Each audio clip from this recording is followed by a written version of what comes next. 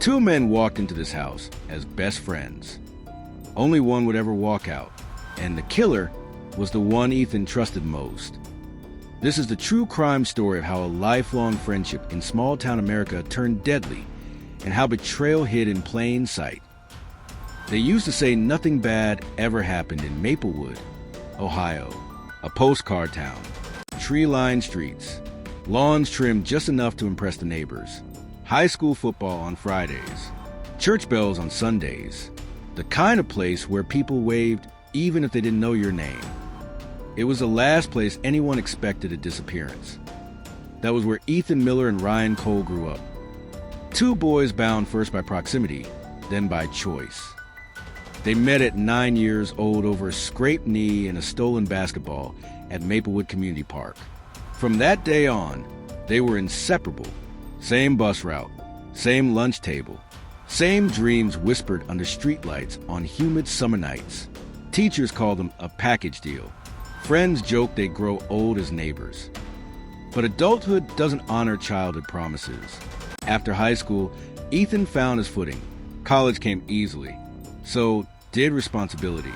By his mid-20s, he had a stable job at a logistics firm, health insurance, and a quiet confidence that comes from knowing exactly where your life is headed. Ryan never quite landed.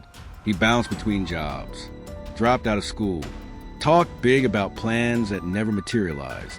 Still, he had one constant: Ethan. So when Ryan lost his apartment after missing rent for the third time, Ethan didn't hesitate. "Come stay with me," he said, "just till you get back on your feet." No paperwork, no deadlines, just trust. At first, it felt like old times. They cooked late-night meals, watched sports on a couch that sagged in the middle, laughed about stupid things they'd done as teenagers. To anyone looking in, it was loyalty in its purest form. But inside the house, something was shifting. Ethan woke early for work. Ryan slept past noon. Bills stacked on the counter. The fridge emptied faster than it should have. Conversations shortened. Silences stretched. Then the borrowing started. "Can I grab 20? Just till Friday. I'll pay you back, I swear." Ethan didn't keep score. Friends don't do that. But soon it wasn't 20. It was hundreds. And the explanations stopped making sense. Ryan was always on the verge of a new job. Always waiting for a call that never came. Always promising next week would be different. Ethan began noticing what Ryan didn't say. The way he avoided eye contact. The way he lingered near Ethan's bedroom door. The way he watched Ethan count cash. Too closely. Then something vanished. Ethan's grandfather's watch, an heirloom he wore almost every day, was gone from his dresser. Ryan denied it. Said maybe Ethan misplaced it. Maybe he'd worn it somewhere and forgotten. Ethan wanted to believe him, but belief cracks when it keeps happening. Cash missing from a drawer. A credit card charge Ethan didn't recognize. And finally, his laptop, gone without explanation. This time, there was no brushing it off. The argument happened on a Wednesday night. Neighbors later described raised voices, sharp and angry. A door slammed hard enough to rattle windows. Words spilled out. Accusations, resentment, years of unspoken frustration finally unleashed. One neighbor remembered a sentence that stopped her cold. "You're not my responsibility anymore." After that, silence. The next morning, Ethan didn't show up for work. At first, no one panicked. But by noon, his manager was calling. Straight to voicemail. By evening, his sister drove past his house. Ethan's car was still there. The lights were off. The front door was unlocked. Inside, things felt wrong. Furniture slightly out of place.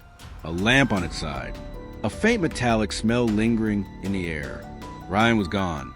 No note. No phone. No explanation. Police arrived that night. They searched the house, asking the question no one wanted to hear. Where was Ethan Miller? There was no body. No obvious sign of violence. Just enough disturbance to raise alarms. And enough absence to terrify everyone who knew him. In the garage, investigators noticed faint drag marks on the concrete floor. Almost invisible. Almost dismissible. Almost Behind the couch, forensic teams found a small stain. It tested positive for blood, Ethan's blood, but Ethan himself was still missing. Had he been hurt or hiding? Had he left voluntarily? Or was something far worse being concealed? And why was the last person to see him alive also nowhere to be found? At what point does friendship turn into motive? How well do you really know the people you live with? And a betrayal had been growing quietly for years. What finally made it explode? Drop your theories in the comments. Like this video if you're hooked. Don't forget to subscribe too, because when detectives begin tracking Ryan Cole, they uncover a trail no one in Maplewood was prepared for. By the time police officially labeled Ethan Miller a missing person, the word missing already felt dishonest, because nothing about Ethan's disappearance made sense. His phone was still on the kitchen counter. His wallet sat untouched in the bedroom. His car hadn't moved. People don't walk away from their lives like that. Not responsible people. Not men with routines. Not someone who had shown zero signs of wanting to disappear. And then there was Ryan Cole, Ethan's best friend, his roommate, the last person known to see him alive. Ryan's phone went dark the same night Ethan vanished. No calls, no texts, no location data. His social media activity froze mid-scroll, like someone hit pause on his life. Detectives weren't searching for a missing person anymore. They were searching for a man who knew exactly what happened inside that house. Within 48 hours, the case spilled beyond Maplewood. A license plate reader flagged Ryan's car heading south, just outside Columbus, Ohio, late at night. No stops, no hesitation. Someone driving like they didn't want to be followed. Hours later, the car was found abandoned at a truck stop, doors unlocked, interior wiped down. No fingerprints, no phone. It looked deliberate, careful, too careful for panic.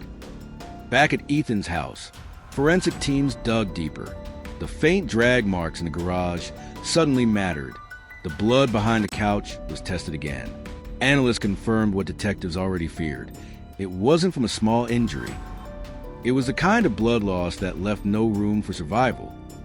Then came the financial records. At 10:43 p.m., less than an hour after neighbors reported the argument, Ethan's bank account showed a large withdrawal, $12,000. ATM footage captured a man wearing a baseball cap pulled low. He moved calmly, confidently. No rush, no fear. Detectives didn't need facial recognition software to know who it was. It was Ryan. But something about the footage unsettled investigators. Ryan wasn't acting like someone running from a mistake. He wasn't frantic. He wasn't shaking. He looked prepared. And then a second camera angle raised a new question. Across the street from the ATM, another man stood near a parked car, waiting, watching, never stepping fully into frame. Ryan wasn't alone that night, so detectives faced a terrifying possibility.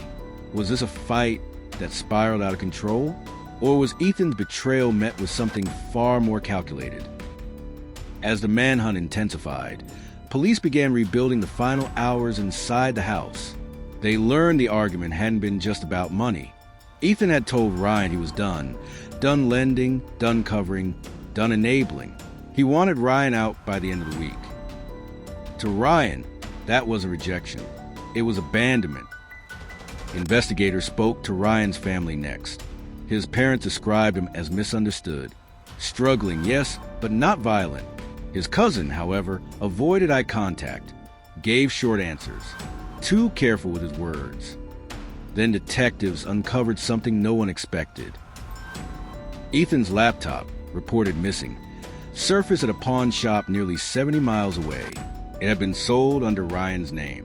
The shop owner remembered the transaction clearly, not because Ryan stood out, but because he wasn't alone.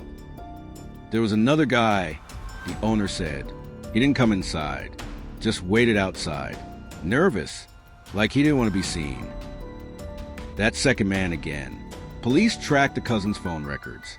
A call placed late the night Ethan disappeared. A call lasting less than 2 minutes. Then silence. Pressure mounted. Days passed with no sign of Ethan. Candlelight vigils appeared on Maplewood lawns. People whispered, locked doors, stopped waving. Then, nearly 2 weeks after the disappearance, a hiker made a call that shattered any remaining hope. He'd been walking through a wooded area near the Ohio-Kentucky border when he noticed disturbed soil. Fresh, out of place. Police arrived within minutes. What they uncovered confirmed everyone's worst fear.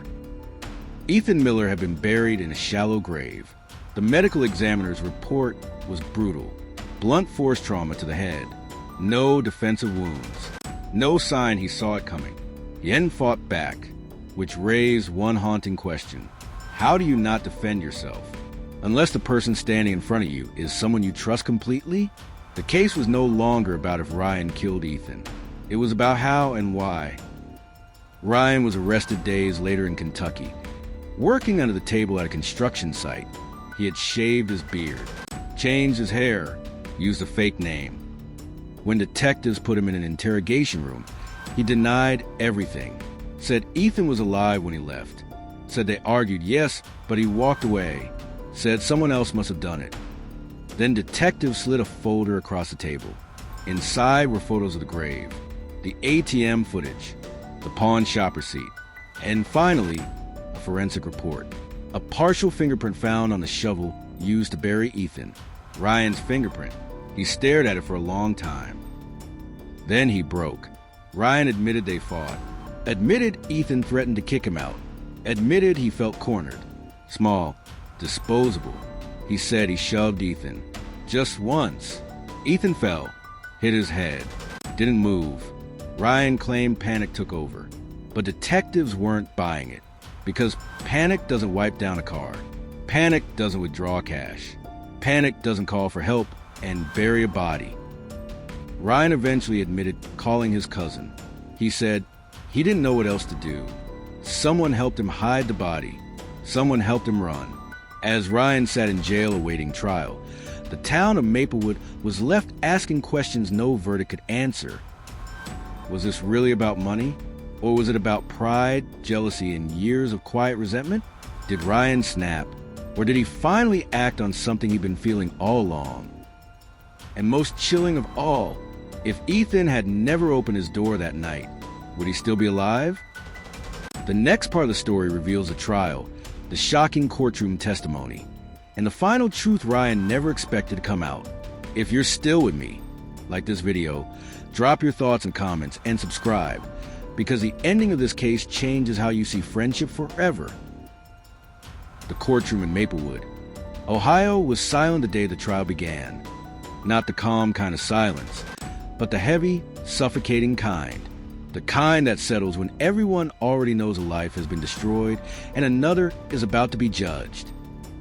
Ryan Cole sat at the defense table in a wrinkled suit, hands folded, eyes fixed straight ahead. Gone was the cocky grin people remembered. Gone was the charm. What remained was a man facing the full weight of what he'd done to the person who trusted him most. Across the room sat Ethan Miller's family. His mother clutched the tissue she'd already soaked through. His sister stared at Ryan without blinking, not with anger, but disbelief, like she was still trying to understand how this man had once slept under her brother's roof. The prosecution opened with a single sentence. This case is not about a stranger. It's about betrayal. They laid out the timeline piece by piece. The argument, the withdrawal, the pawn laptop, the shallow grave. They showed the jury photos of the house. Ethan's house, where friendship had quietly turned fatal. They displayed the ATM footage again, freezing the frame on Ryan's face. Calm, controlled, calculated. Then came the witness testimony. The pawn shop owner identified Ryan without hesitation. The hiker described a moment he saw the disturbed soil, how something told him to stop walking. A forensic analyst explained the blood evidence in detail. Too much blood, too much force. No chance Ethan survived the fall Ryan claimed was accidental. And then, the most devastating testimony of all. Ryan's cousin took the stand. He spoke softly, carefully, and then he told the truth. Ryan had called him that night, not in panic, but with instructions.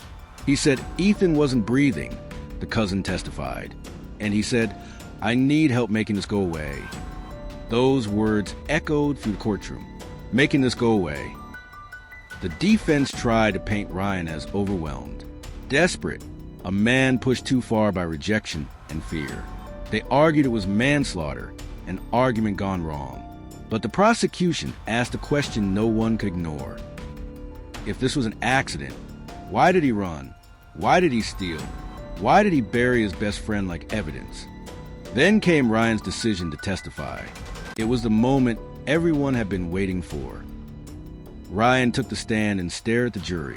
His voice cracked as he spoke about childhood memories, about feeling like Ethan had left him behind, about being tired of feeling small. "I didn't mean to kill him," he said. "I just wanted him to listen." But when asked why Ethan had no defensive wounds, why he never fought back, Ryan had no answer, because the truth was already clear. Ethan didn't defend himself because he never thought he needed to. He trusted Ryan. After 3 days of deliberation, the jury returned.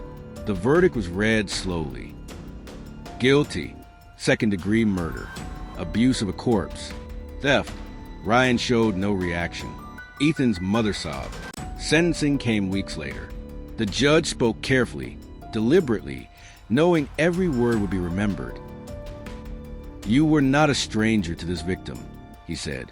"You were his friend, his family by choice. And that makes this crime especially cruel." Ryan was sentenced to 30 years in prison, with eligibility for parole only after serving the majority of his term. As he was led away, Ethan's sister stood. She looked directly at him and said one sentence. "He would have helped you. You just had to ask." Ryan never looked back.